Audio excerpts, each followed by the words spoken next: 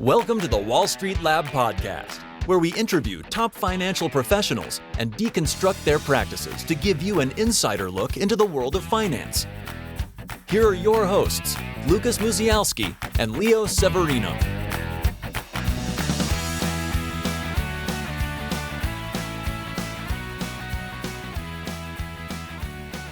Hello everyone and welcome to episode number 17 of the Wall Street Lab podcast.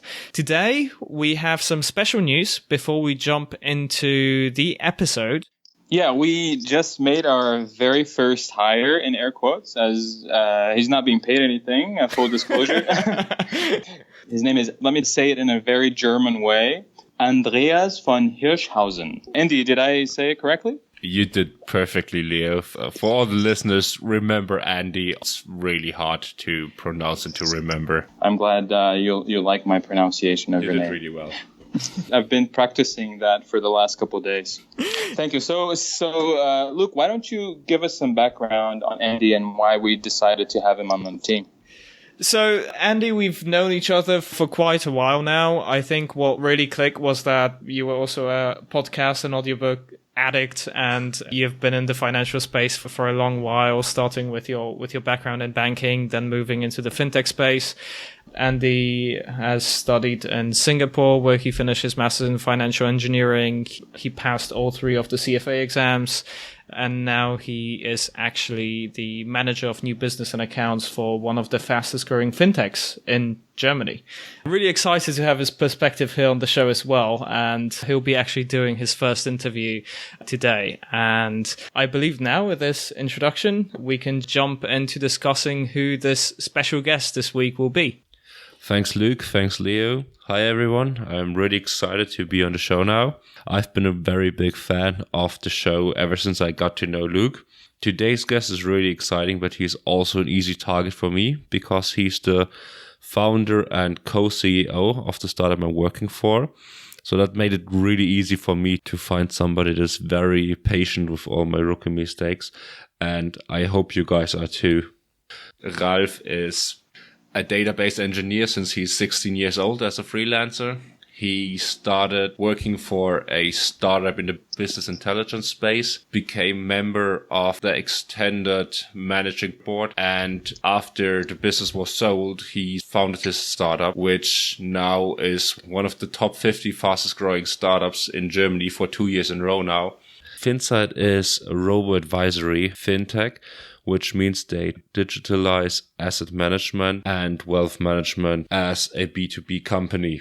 I hope you enjoyed the episode as much as I did, and if you have any kind of feedback on the episode, on me, what I could improve, I'm really happy to hear it, and I'm looking forward to have many more episodes with you guys.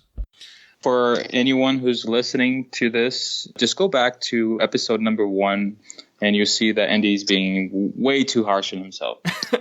Yes, I managed to re-record everything I said in the first episode, as I felt so embarrassed in my first podcast. But we're still learning.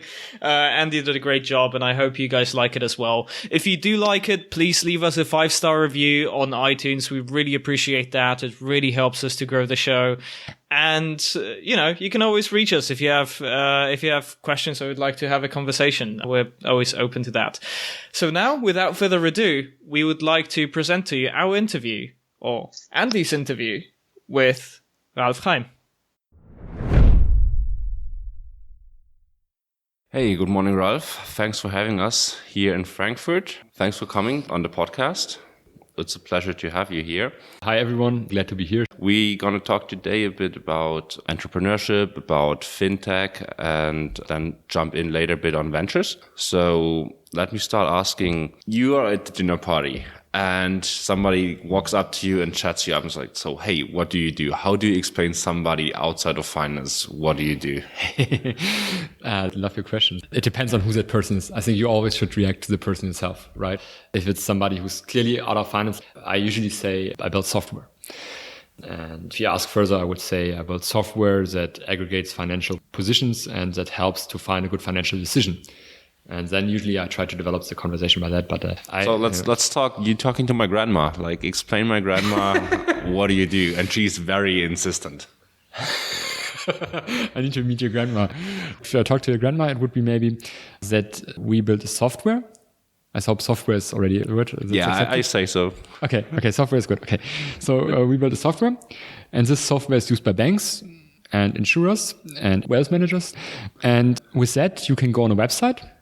You can connect on your website your cash account, your portfolio account if you have one, and your further positions, your real estate, and we give you back a value for that. We say how much it is worth based on market data.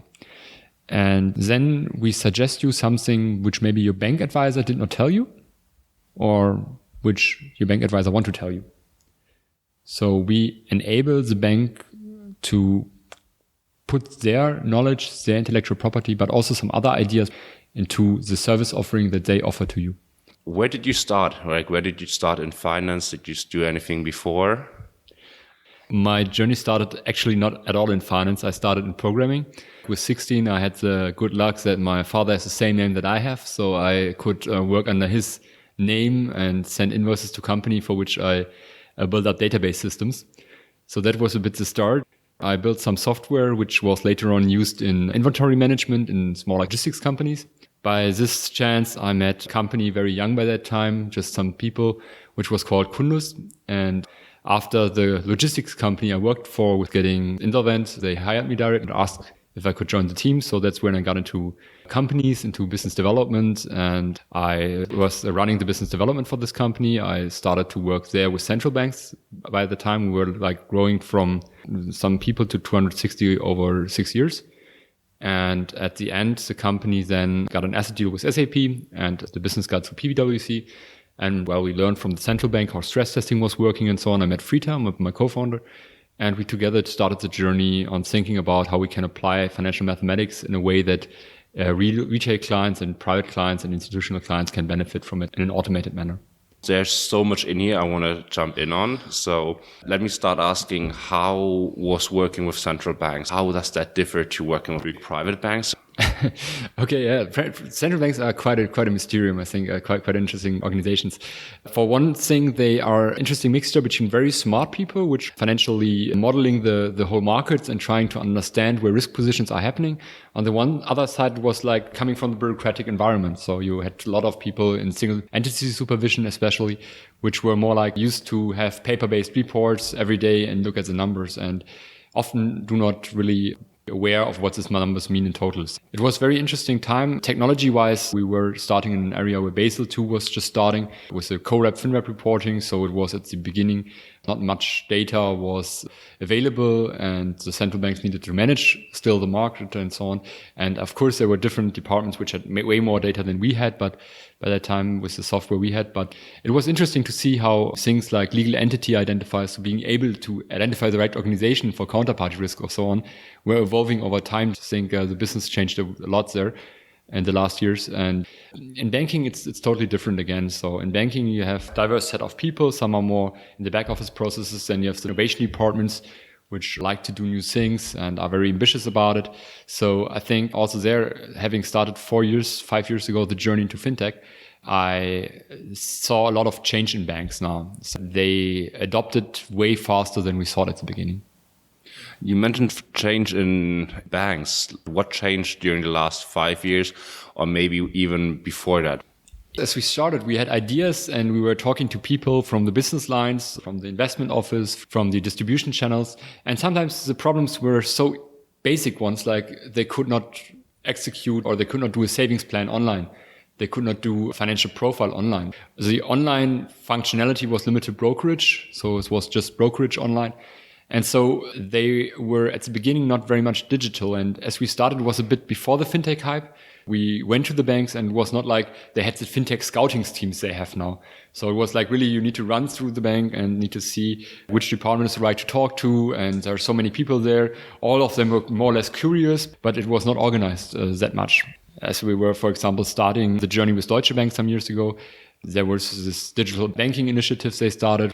So this changed a lot how the banks were moving towards the digital approach. Private banking, you still see the same patterns like 3 years you had in the retail banking or the large banks. Very interesting. Thanks. Can you tell us a bit what your company is doing? Fincite, we stand for investments in a way that are integrated. That means you aggregate all the financial wealth of a person. That means cash accounts, portfolio accounts, but also real estate, also pensions and other assets a customer has, and provide based on that an investment analysis and an investment approach.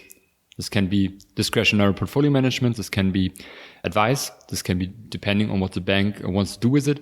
But our technology offers an integrated solution around that, and banks use it for various purposes to serve either retail clients for the retirement planning, to serve active clients in portfolio health checks, to serve the institutional clients in modeling investment restrictions. So it's quite a variety which is happening on the same technology in the meanwhile.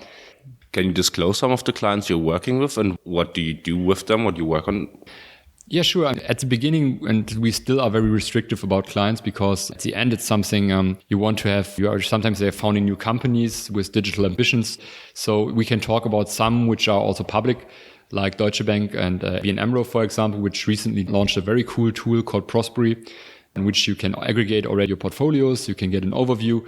You can do a planning based on that. So it's a really good integrated approach as a go-to-market in the German market.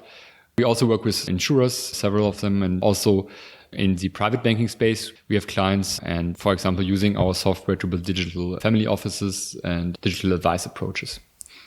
What do you do with the insurance companies, and how does working with insurance companies differ from working with banks? Yeah, very good question. So today you have the large banks, which are, I think, the most innovative in the space.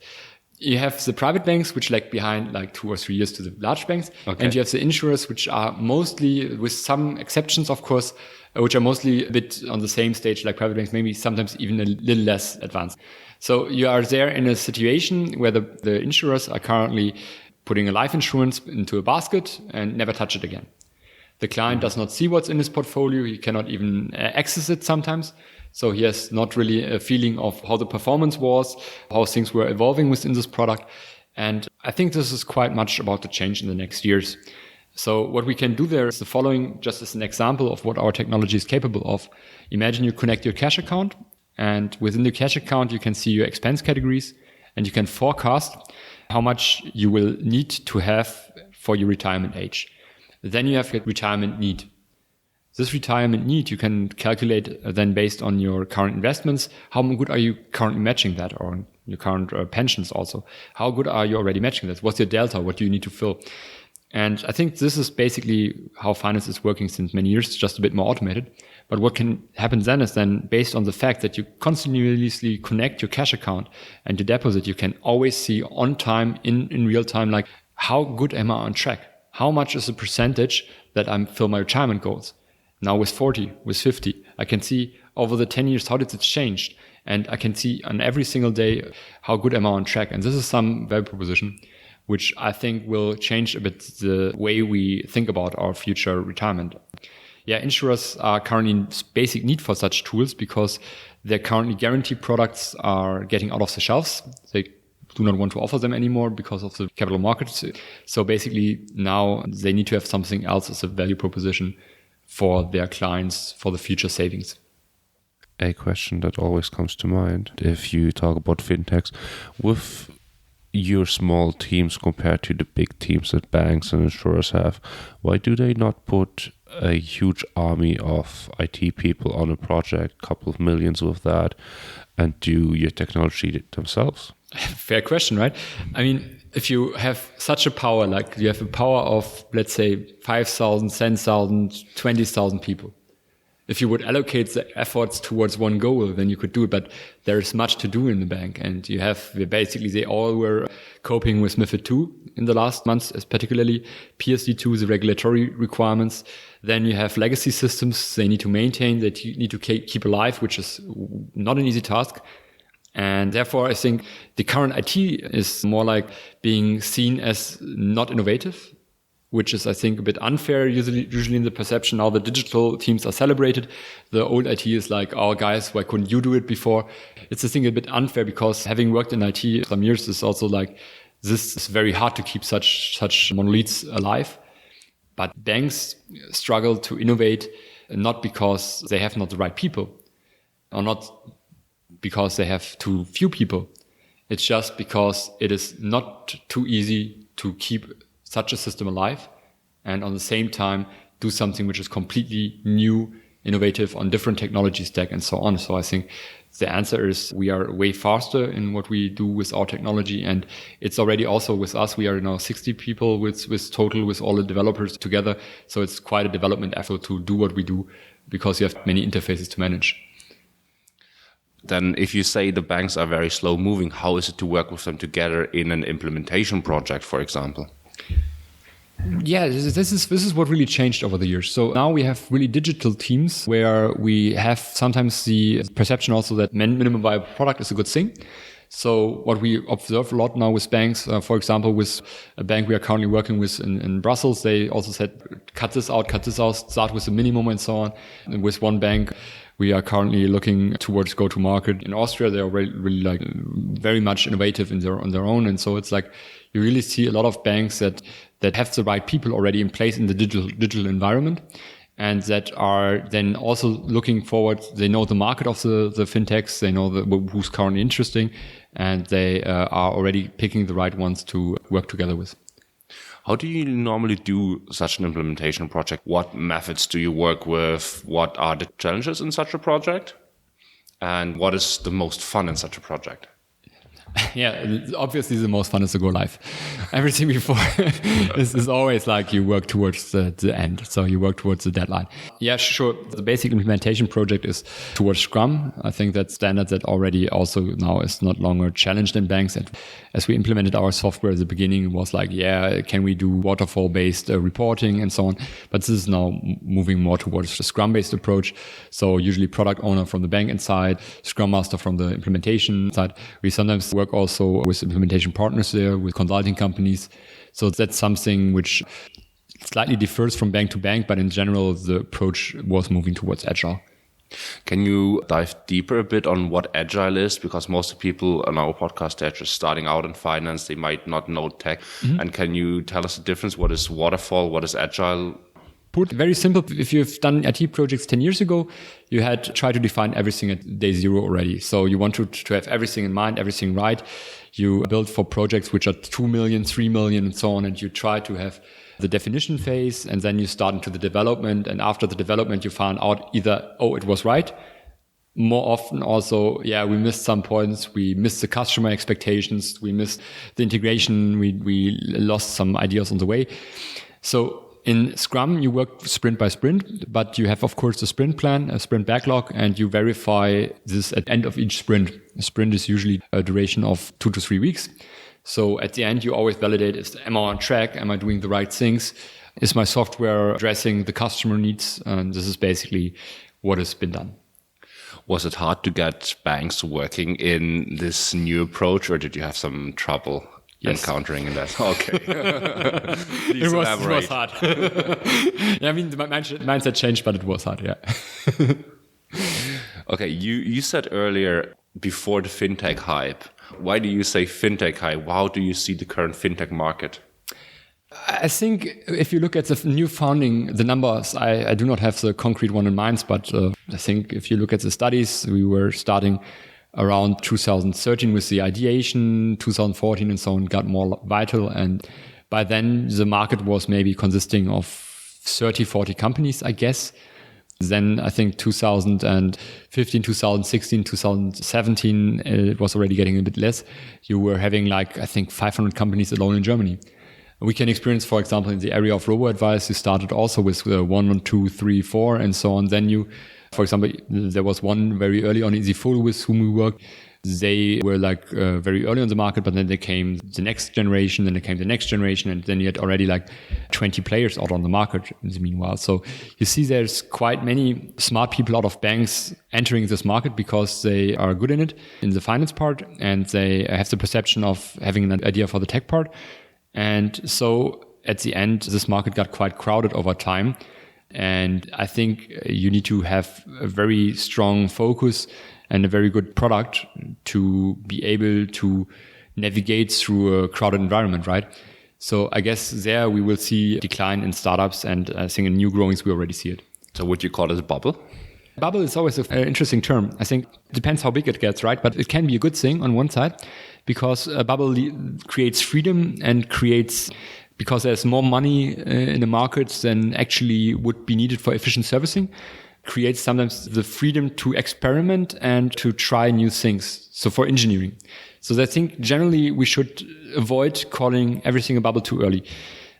If you look at the number of startups that got significant funding, I think it is a bit overvalued, maybe a bit much overvalued at some stages, but not, I think, in US even more than in Europe. So, but calling it a bubble, I think there we would be closer to the question if ICOs are currently maybe a bit over that if I listen to startups which are just in their first round and get like 20 million deals. And so I think therefore Fintech was always a bit more already realistically valued, but overvalued maybe.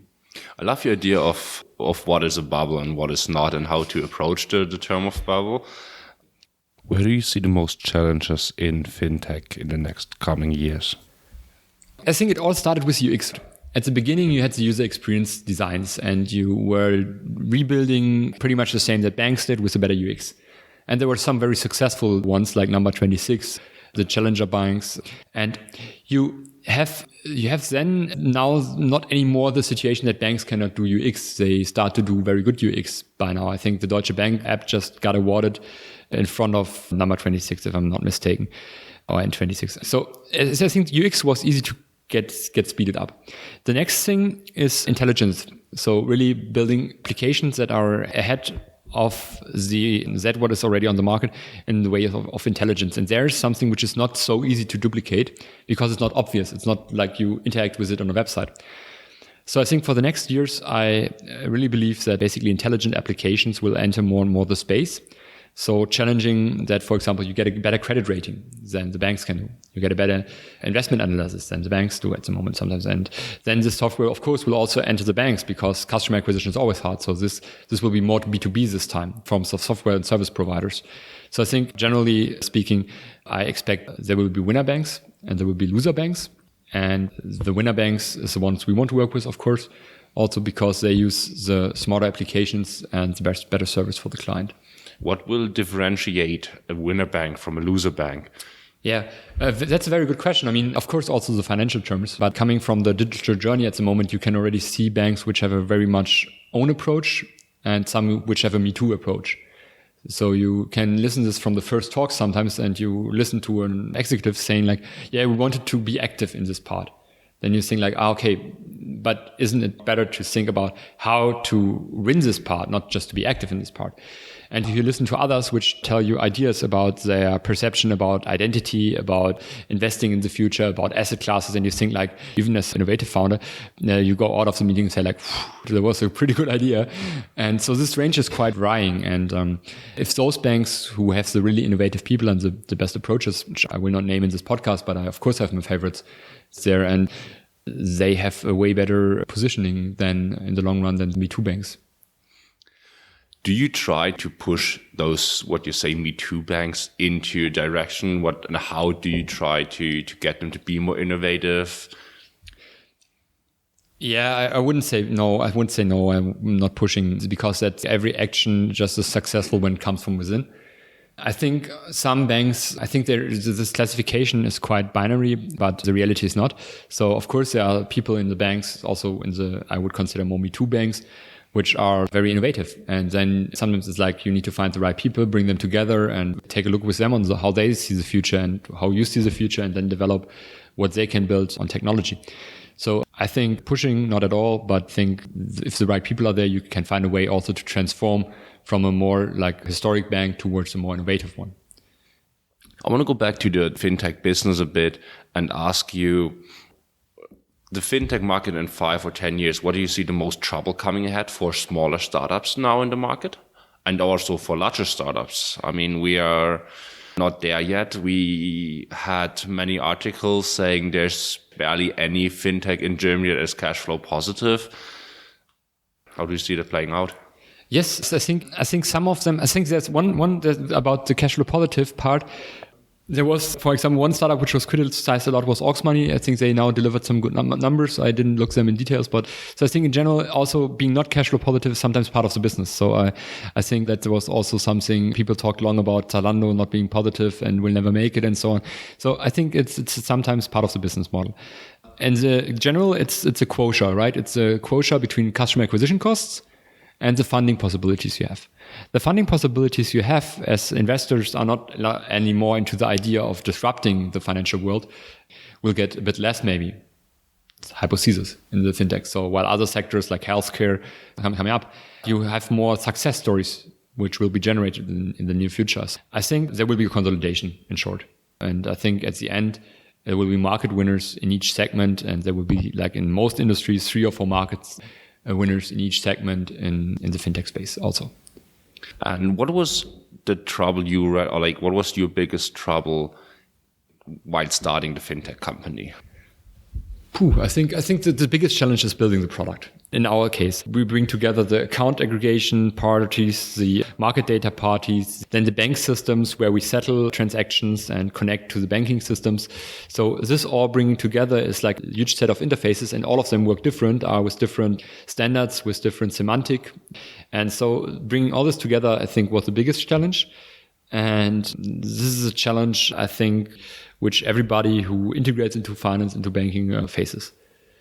You said you have 60 people working with Fincite. How do you manage 60 people in such a small time? You said you started 4 years ago and now you're growing with 60 people. How do you manage the organization structure growing that fast? Yeah, that's a very good point. So I think setting up at the beginning the right structures is a very crucial point. So having the right teams in place, the team leaders in place to build interfaces is something very specifically needed. So interfaces between departments, really like thinking like if you have one unit which does the solution building, how does it interface with product? How does it interface with sales? So the interfaces are a good thing to build, and also then building a self-empowered team. We experimented there with some approaches around OKR, so objectives to key results, to set up organizational alignment where everybody knows everyone's objectives. And as another, of course, as a technology company, it's technology itself. So we are building a single point of knowledge where everything is integrated, where the hours are booked, where the tickets are managed, but also where tasks are delegated, where role concepts are embedded. And so I think it's good because we are also in an offshore environment, a nearshore environment. So we have team developers in the Ukraine, we have developers in Peru. And so in general, to manage the setup requires, next to personal talent of the developers and the product managers, a lot of defining processes, intersections, and setting your objectives clearly. Peru is an interesting location for offshoring. I would assume India or the Philippines is a typical country. How did that come to happen? Yeah, so it's not something you plan if you sit back and with a wine and think like, oh, I go to Peru. No, it's people's business. Offshoring is also, and outsourcing and working with offshore teams is always people's business. And my partner Friedhelm had the personal connections, and we had a very good tech guy who was there active in a fast growing company in the Silicon Valley before. So he had the right mindset and wanted to move back to Peru. We have a good education there, a good university, the University of Arequipa. And so at the end, this was the decision where we started there. We have quite a talented team there. And I think in Germany, we currently face the issue that the people start developing too late. Usually, if you find a programmer today, they started after university with 25. If you look into other countries, they started with 16, 15, sometimes 12. How is it to manage people sitting so far away from you, especially in the startup world? How do you manage that? It's not easy. It requires really the right persons in place at each place. So, and then a lot of communication between all the parts. I think communication is the main part. So sending videos, communicating about also sometimes about trivial things. So not just about the business part. Transfer. So we get the people over to here, we fly over there. So it's like a quite continuous exchange. Sometimes we do sprints here, and with the Ukrainian team, with the Peru team, it's more like single people or teams for 3 or 4 months directly. Basically, it's not the easiest part to grow one team, but especially as we're working in banking, it's quite an asset because you have 24/7 almost covered. So we have already quite some support times. And also you have very good development day, because then you start here and you can give the first task already to Ukraine. So then you have already the day covered, and the later on task you can also delegate them to the Peruvian team. So you have something at the end of the day coming back. So it's quite also more day hour at the day. Awesome. As we all know, most of the founders, especially in tech, talk about Brandon Blummer, Vitalik Buterin. They have this slightly crazy utopian vision of the future and like how we're like living in 10, 20, 50 years. Do you have any vision like that? My task is investment, right? My mission is investment. Yes, we have a vision there. So if you look at investing today, it's like you buy a fund or you buy a bond or you buy something like a financial product, which is very high aggregated, and you do not actually know something was in there. You have just exposure to companies usually, so it's a quite limited view of the world at the moment, I think. I think we will see a lot of asset classes emerging around digitalization. Right now, of course, it starts with alternative assets, which are used at private banks like private equity funds and infrastructure like real estate and so on funds, but usually those are closed funds. In the future, in a tokenized economy, I guess we will have more and more the situation that you have granular things to invest in, like a part of a house, like a token which is connected to the transaction of a company. So I think in the long run, investing might not even be like a proprietary thing that each one of us do actively, but it might be also that we have global guidelines. If you now go to like some Star Trek kind of vision 20, 30, 40 years ago to the future, you might find something which are like general guidelines for the actual retirement planning, for the overall financial planning, which is way more broader, invested into really direct assets. I like to call them direct assets. It's not like aggregated things, and which are still on the same level financially managed than today are funds and bonds, because basically you have the financial mathematics directly on the granular level. What do you see Fincite's role in that world? This is always a good question. I think we are heading this way already a bit, because our mission is quite simple. We aggregate all the financial positions that a client has at the moment. We want to provide the best analysis possible on this, and we want to make suggestions on what to improve.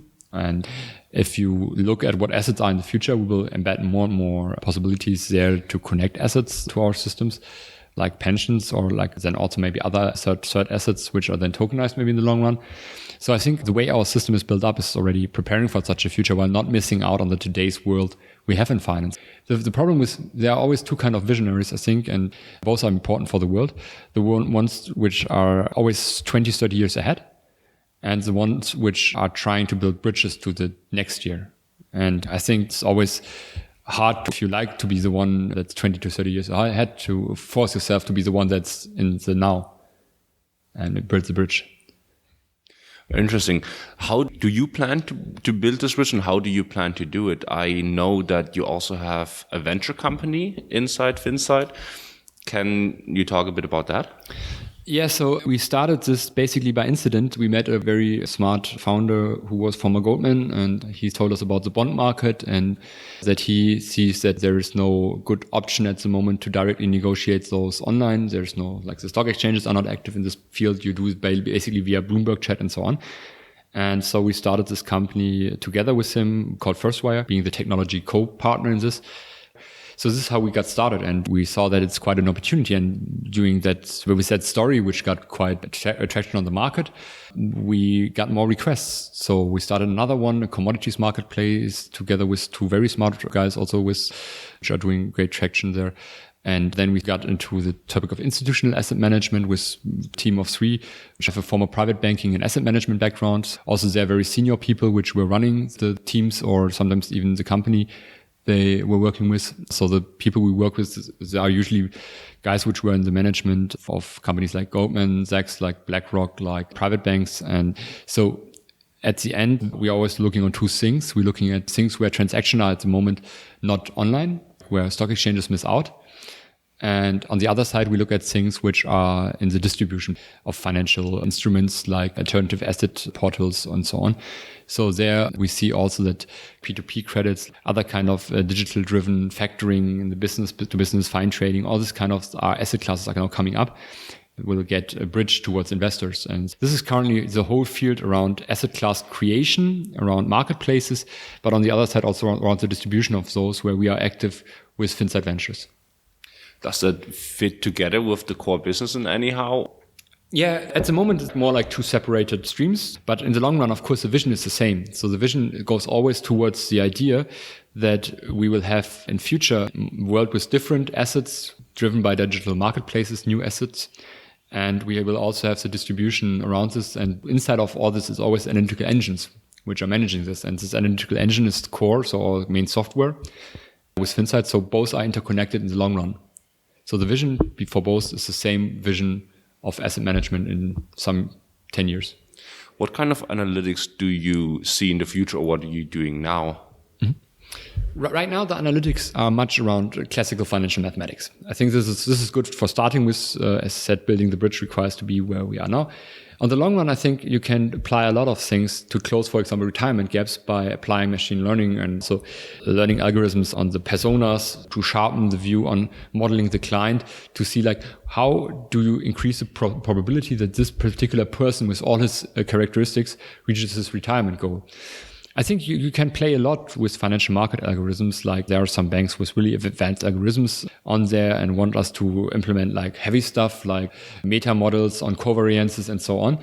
But I think this is where you have limited space in the general. I think it will be more the artificial intelligence game. I try to avoid the term, but it will happen more around modeling the client than around modeling financials, at least from our part of the business. What's your take on artificial intelligence? How do you see that piece going? Yeah, I mean, it's a quite impressive field, I think. So as I said, the company I formerly worked with was business intelligence. So it was data warehousing and so on.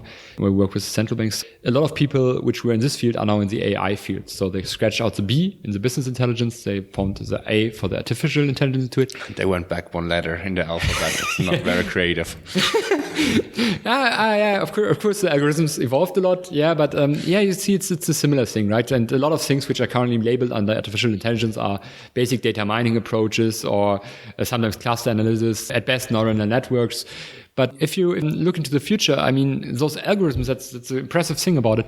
They get public libraries now. And if you look at Python today, you see a vast set of libraries which you did not have 3-4 years ago, which you can apply even if you do not understand them, which is sometimes also worrying, but you can apply them. And then you can build models around that. And I think what is the interesting part about AI is that the smartness is like conversion.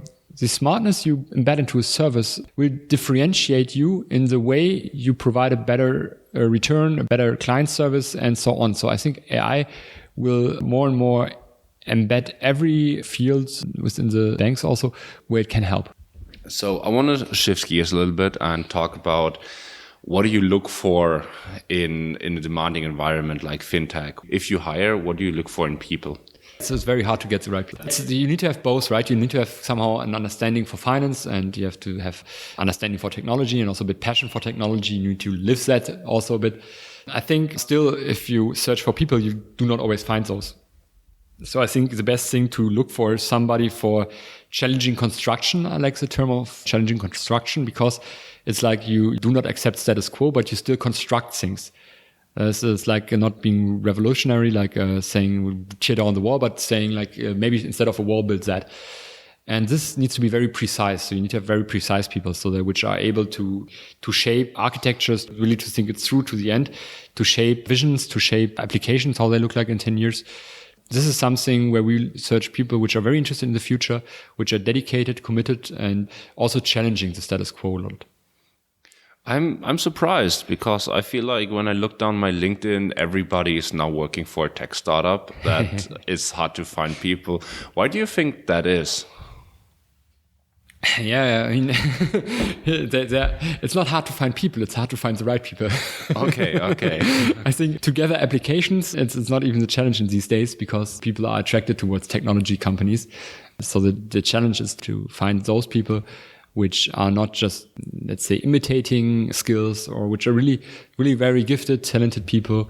And if you look at your LinkedIn profile, I see also a lot of people more like trying to be inside of it because they think it's cool and post 10 pages CV, which is not really showing any constructive part which they had done in the past, so more like management roles and so on. So it's very hard to navigate through the fog, I would say. As we're having many young listeners on the show that just trying to get a career path, and maybe want to go into fintech, what advice would you give them to be the right person or to become the right person to get hired by you? I think about the future. Think about which model you would want to be there in 10 years and what kind of vision you share. Because there will be, like I said, there will be consolidation. There will be the separation between the weaker and the stronger models. And it's good to be with the stronger models, I think, and with the good companies, and see where you can learn a lot, and then prepare very good in terms of see if you share the vision. I think what I always think about applications when I get them is sometimes the people with 20 minutes, 30 minutes of preparation could have gotten a so good view on us that they could have provided me directly feedback in the job interview what I could have done better. And I would love to hear that more often. So people prepared, which say, hey, Ralf, or hey, at Fincite, I would have done maybe this, or have you thought about that? Or you could have done this better. This is the best thing you can do in a job interview because it shows exactly this challenging construction mindset. Any skills that you would recommend young people, young professionals or students to acquire while they still can? Sure. I think it's a lot about programming these days. So being able to program is also being able to construct, being able to build things. And that's the beauty about it. So there are some very interesting languages you can learn very easily. There are a lot of things like online portals where you can acquire that knowledge with good trainings, with good tutorials. So programming, of course, one of the key things, I think, from our company, from the 60, I would say like 50 have a background in programming. So it's quite a good thing also, even if you're going to a business way later on. And the other thing is force yourself to see or to build things like draw sometimes how you would feel like an application should be, or draw if you are interested in UX, or draw about what you would want to see how a business model from bank would like, no matter what. So try to force yourself into being precise in drawing something, preparing something, and a model or whatever. So that brings you to think things to the end and think things very sharp through. Any specific programming languages you see developing now, or that you are interested or looking for, or is it just as soon as you know any, I can teach you the rest? No, I mean, it's good to start. What I found some years ago is I was doing a bit myself, was more like programming language I wouldn't recommend any longer. But for example, I did something with R also when I did modeling, and R today you have in Python almost, I think, the same library density than in R. So Python is obviously a good choice. Then, of course, what's also interesting, and it will become more relevant in the future in many fields, is like Solidity or languages which are more towards closer to blockchain applications. In general, if you think you're a front-end guy, there are different ones. I think I'm now even out of the game there a bit, but it's good to see the basic JS, so JavaScript types like React or so on, if you want to go front. And in the backend, what's always good is to know a bit about databases. And there may be things like model, or start to build some models on Postgre or on an SQL database, but also maybe on distributed file servers, which is also interesting topic like Hadoop or so on, if you want to be more in the data analytics space. It always depends a bit on how you want to focus yourself. I want to, again, shift gears a bit and talk about some more personal questions. If you could give your younger self, you can choose the age, one piece of advice that you would have loved to know 10 years back, for example. That's a very good one. It's a very good one. I think it's maybe really to open up on ideas. And never say no to your initial impulse to say this will not work. Because, for example, one company, a very cool company, very impressive. And I thought maybe I thought it could work, but I was not sure about it. So, for example, it was a Munich startup, which is Celonis. They built a meta model on metadata. They built process mining, which is a very cool task. And I tried to partner them with Cundus, but I was not convinced enough to push it through maybe. But it was a very cool idea. And I think opening up is a very, very important process for yourself, because it requires you to look into a lot of things with a curiosity. So challenge the business model you see in front of you in your bank, but also in your shoe store or so on, and trying to be as open as possible to the solution ideas.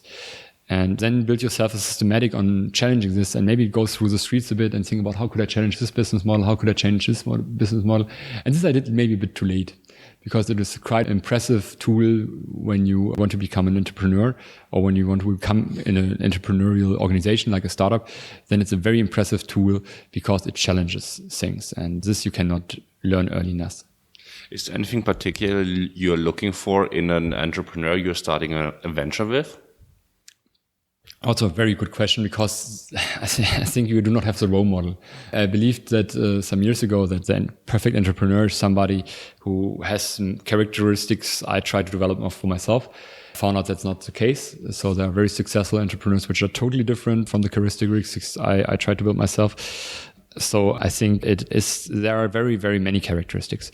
There is, for example, endurance. So really being able to get things to the end. So this is, for example, a very important skill set that many people do not have, which have a great fire inside themselves. So fire, of course, also passion is very important, but passion with endurance and also precision. And if you do not possess one of those, it's not like you're out, but then you need to be able to get the right people together, that you need to have the mindset to get the right people together. And there's, for example, one thing I always like to challenge people I talk with against, and myself against, is like the idea of creative mastermind. Was it once written in one book? You have the spirit of perfect harmony towards ideation. This is something very important, because when you start to get into such a mode, you will have this in problem solving, you will have this in the business model creation, you will have this in financial stressful situations. So it's like a creativity moment and spirit that is between people. You said passion. What are you passionate about? You sit in a cafe and somebody next to you mentions this topic and you go like, hey, I want to talk to you. Like, let's talk about this. Like, what makes you most excited? I think it's systems. Any kind of system. So I like, and I think what we are doing is a quite great benefit to the system of finance, investments, retirements, and so on. And I like this kind of systems. I love working with central banks because it's also markets, it's systems and markets. And I love them because they are complex, and complex things require a lot of thinking. And sometimes you do not have even a model to solve it. You just have heuristics and pressure points. And so you can discuss, and every talk about this gives you a new perspective. That's why I would say, if it's one thing I'm passionate about, any kind of system, cultural systems, political systems, also technical systems, because complexity triggers perspective. Very interesting. You also talked about books in your previous answer. Is there a book you would recommend everybody out there to read? Say, like, you could put one book on the list for everybody in Germany or in the world to read. Which book would it be and why? That's an unfair question. I think there are so many great books, and let me think. So it depends on the situation. If you want to start a business model, I recommend the German one. It's called Simply 7. I love that one because it says there's just simply 7 ways to make revenue. And there's so many startups out there which I cannot grab. I do not know what kind of business they are in. So I try to get myself them into the one of 7 buckets, because I thought through so much, and I think there are just the 7 ones. If you are in a problem situation, the very, very good read was The Hard Thing About Hard Things from Ben Horowitz. I think it gives you some perspective on what stress is, and that even so you have stressful situations, he had maybe some more stressful ones. Really depends. There are really good ones on personality building, but maybe for the starting part, Simply 7, because nobody knows it yet. So it's maybe an outsider tip. And the other one is The Hard Thing About Hard Things. So this was very good. Okay, well, that was 2, but I'll let that go through. If you had 1 hour additionally every day, what would you do with it? Great question. I think I'm working enough, so I think I would most probably spend it with something I love, of course, with my girlfriend, with my friends, and maybe doing something like a crazy sport I didn't do before. What crazy sport would you like to do? I see there are a lot. I mean, with 1 hour it's too less, but I enjoyed a lot canyoning. So like going down canyons. It's not 1 hour sport, but maybe what's on the list is work with an arrow, and I'm currently preparing for a Tough Mudder. But then also maybe something which totally different. I don't know yet. Maybe spear throwing. Okay, interesting. So I don't want to catch you on a bad day if you do arrowing and spear throwing. I want to do. I'm not regularly practicing at the moment. All right, thank you very much for the interesting interview. Where can people read more about you, about Fincite, about what you do? Yeah, so one year resolution was for me to be more active on Twitter and LinkedIn. So there you can find me. I try also to share some more provocative thoughts sometimes, so maybe it's entertaining. And then, of course, if there are any concrete questions or applications or people that want to get in touch with the company Fincite, feel free to reach out. We are growing, so always searching for good minds. And I think there the best way is to visit our website. If you want to see about the software, you can request a demo there. So feel free to reach out. Thank you very much for taking your time. Thanks to you. Thank you for listening to the Wall Street Lab podcast. For the show notes and much more, visit us at www.thewallstreetlab.com. To see what we're up to before anyone else, subscribe to our newsletter on our website and follow us on Facebook and Twitter.